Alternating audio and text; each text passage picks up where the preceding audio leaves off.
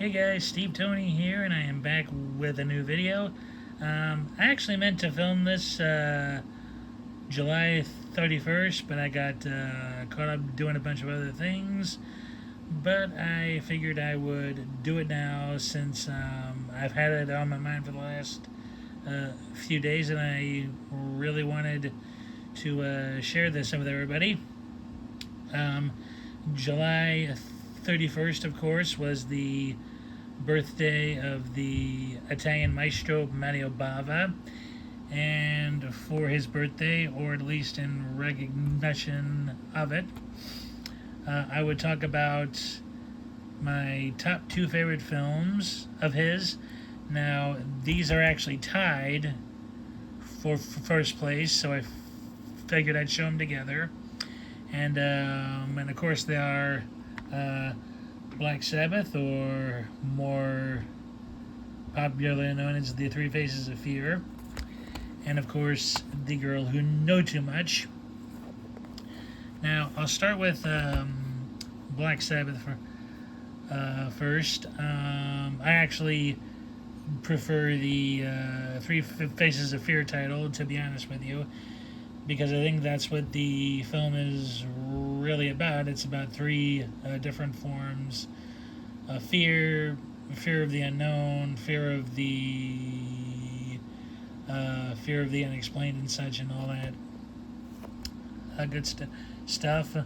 And my top favorite segment of this three-segment pick is the non-horror segment of this piece, which is, all right, let me see if I can find it in the book. Like the book, like if it goes into anything. And no, I'm not seeing it in there. Oh yeah, here it is. And my favorite segment is of this still here, The Telephone, starring the French actress Michelle Mercier. I actually saw the film. I rented the old Anchor Bay DVD of it years ago from my local library, and I watched it. And the segment, the cell phone, really enraptured me. I thought it was so well done. It was like watching a play, actually, because Bava pretty much had it set entirely in the lead character's apartment building, or actually her room in the building, I should say. And I was like really amazed at how, he kept it all pretty much in that singular location. He never physically leaves it, only through a cell phone conversation from Michelle Marcier's character and Lydia Alfonsi's character, that it never actually physically leaves the apartment building. That was pretty cool to me. That that Marcier, for the first maybe 10 minutes or so, is pretty much giving a one woman performance, because she's speaking to Lydia Alfonsi on the phone, and of course they switch, from between the two of them, and and of course she's hearing the supposed voice only of Frank. And what I thought made it especially interesting was the usage of the lesbian subtext, that the characters of Rosie and Mary had been lovers, and that it pretty much ended when she met Frank and she started working for him as a prostitute. Just the tone, the setting, the minimal use of a musical score in it. I was just like, I was totally enthralled by that segment. And the reveal at the end, whoo man, I honestly did not see that coming a mile away. That was just so well done, and how the the final few moments come together. I just I thought that was excellently done. I was just I was totally surprised. I did not expect the ending to that segment. How we got I got it. I'm it was just oh man, oh man, that was probably the best crafted ironic ending of Bava's career. I just I loved it, and I really almost felt like it could have been a feature film on its own. It was that good. Good. I actually ended up going back and watching just that segment again, just to see if I could spot how he was leading up to it. It was that well conceived and interesting.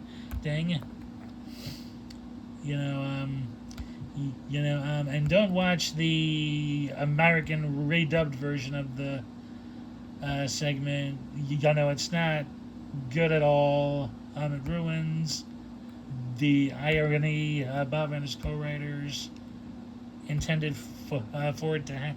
And the Italian language version of it is far better. And I ended up again being surprised when I listened to Tim Luke's audio commentary, how Michelle Mercy, how Miss Mercier didn't remember doing in this film when she was writing her memoirs. So, yeah, and the third segment of this, A Drop of Water, that actually gave me the creeps when I first saw it. Mainly the plaster mask of the dead witch in it. That mask, that face just freaked the living hell out of me. It was that eerie, and and that it was created by Mario Bava's father, who was a sculptor in the early silent days. Was a nice touch, I thought, to the film. It gave it some really interesting, depth and interest, to the father and the son's equal creativity. And again, that's pretty much a one-woman show from I believe her name was Jacqueline Sussard. She was the mother, actually, of the French actor Jean-Pierre Laud, who's famous for the Francois Truffaut Antoine cycle. And his mother was, again, very good in this. She also gave the sort of a woman show as she had to pretty much start experiencing fear on her own, in this house. and the colors Bava uses in the film are really spectacular. I didn't think, like this menagerie of psychedelic colors looks so good, and the sound effect of the eerie dripping water is really nice to have too. And again, the ending, it just gets you. I thought the middle segment, the Vardalak, was okay. Boris Karloff definitely gave a fine performance in it, but it's not really a segment I go to when I watch this. I actually mainly got the Blu-ray for the telephone segment because I enjoyed it that much. But the a drop of water segment's also good too. A highly and I do highly recommend this film for anybody who hasn't seen it and who is a Bava fan. Okay, and the other film I love Bava's is, of course, The Girl Who Knew Too Much. That was the starting point for the now famous giallo genre. This is more of a Agatha Christie with hints of Hitchcock style mystery film. Of course, the plot is that this young woman, in a frantic state after seeing her elderly friend pass away, is certain she saw someone committing a murder, and she spends the whole film with this doctor trying to solve the crime. This was actually filmed twice. Bava shot stuff specifically for the Italian language cut, and shot specific stuff for the English dub of the film. Now, the English dub plays a bit more like a creepy, horror tinted film, and I know Bava's biographer Tim Lucas prefers that cut over the Italian cut, but I actually prefer the Italian cut. It's well paced. It has a great story. Has a great build up to all the moments of suspense and what have you, and he even injects a good bit of a comedy to lighten things out between the suspense parts of it. I know Bava pretty much came out of retirement, I think, to make this due to some personal issues, I think. He either came out of retirement to do this or Black Sabbath, but either way, he did really excellent in this film. It's well paced. There's red herrings galore, and the comic touches to lighten the load is done very well, and it's not a hindrance that takes you out of the moment. One of my other favorite stories of this film is that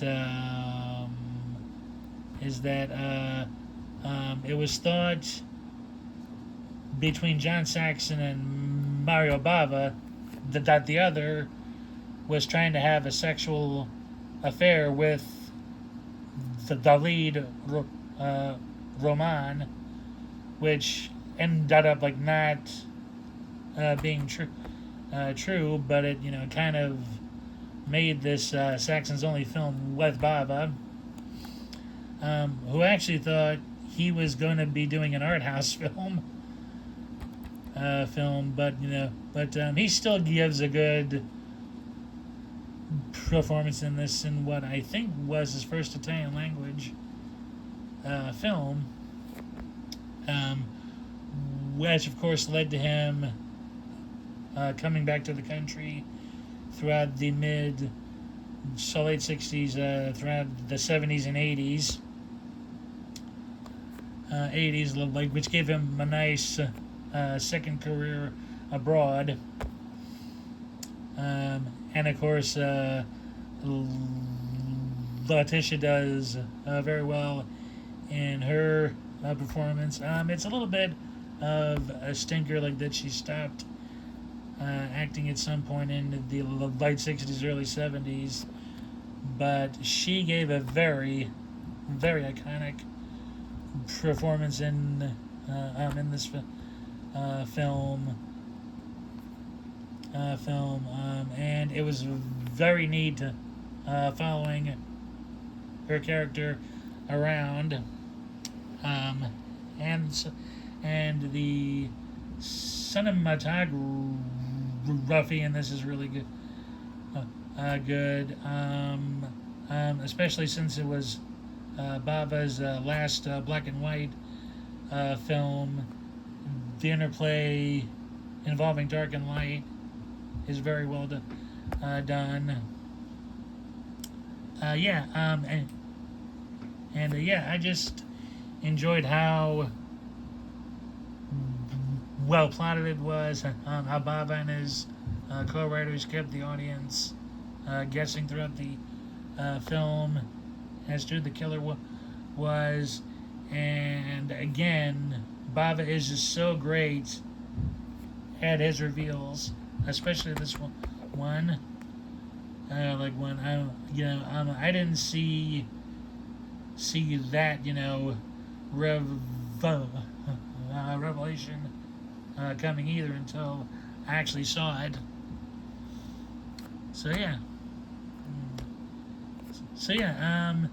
And that'll pretty much do it for this video. I hope you liked my brief talk about my two favorite Bava films. Please don't forget to hit the like button. Leave a comment if you'd like. Tell me what your favorite Bava film is. If you really enjoy either of these two films, what you liked, didn't like, and so on and so forth. And also hit that notification button if you make the choice to subscribe to my channel and get notified of new content. And again, thank you all for watching. Hope y'all enjoyed this, and I'll see you in the next one soon. Take care now.